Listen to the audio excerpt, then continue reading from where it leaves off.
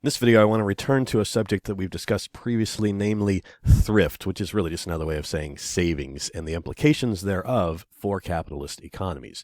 Now, if you recall, in the neoclassical model, thrift or savings is the way that money gets created to be lent to eventually become investments. This is through that loanable funds model in which savings is a supply of loanable funds and investment is the demand for those loanable funds borrowed from savers ultimately to be invested. Keynes, however, argued that the neoclassical model was committing the fallacy of composition with this loanable funds argument.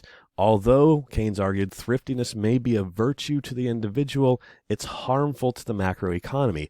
And an attempt by the economy as a whole to increase aggregate savings not only will not succeed, but will lower aggregate outputs, income, as well as employment. All of this is in fact implied by this equation we've been working with for the equilibrium level of output and income.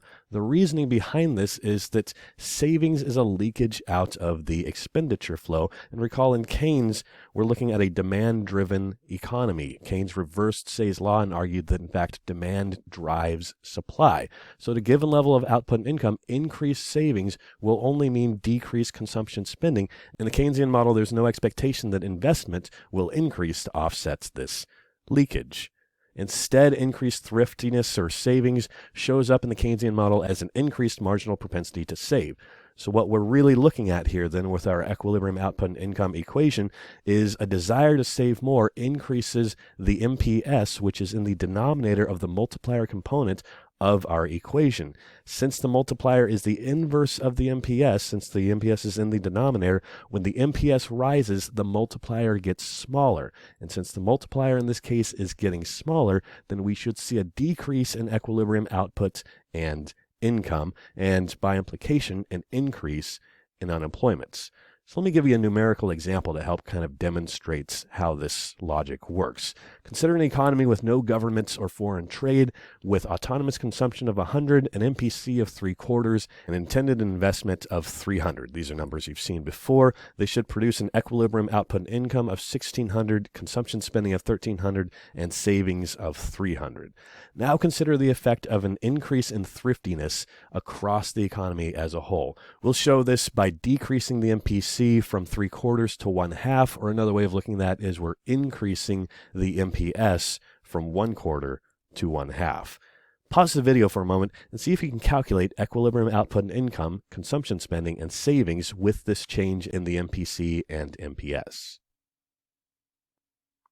Okay, so here are the numbers you should have gotten. Since the MPC is 1/2, then the MPS must be 1/2 as well. In this case, then equilibrium outputs and income should come out to 1/1/2 times 100 plus 300, which means the multiplier is now 2 instead of 4. Output and income comes out then to 800 instead of the 1,600 that it was prior to this increase in thriftiness.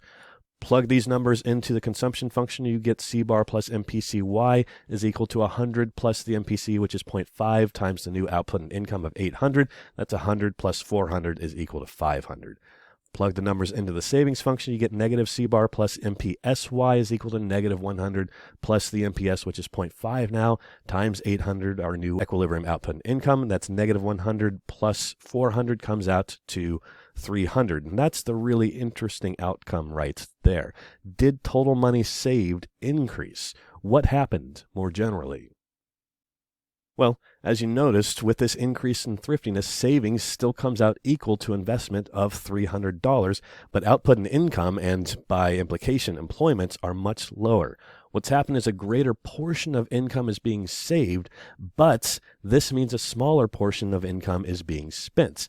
Lower aggregate demand, total spending, means total income itself declines. So the attempt by the economy as a whole to save more not only did not result in more savings, but actually lowered aggregate output and income by $800 in our example, and again by implication, raised unemployment.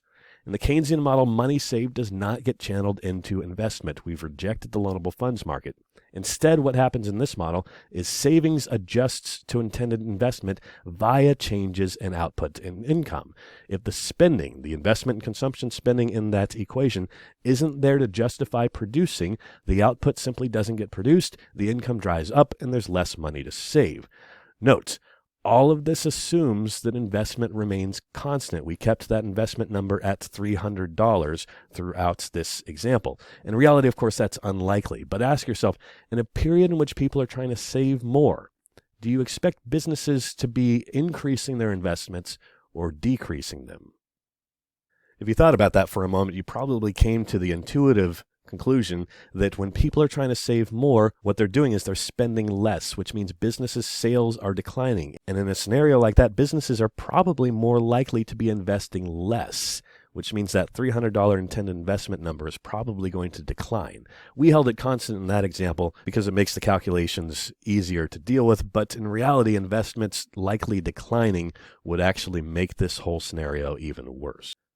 So this is the paradox of thrift. It's rooted in the two-sided nature of spending and saving. When we just look at one individual or household in isolation, we don't see the impact that that individual's actions have on other participants in the economy. So for instance, to me, my spending is money I could have saved. But to somebody else, my saving is money that they could have earned if I had spent it.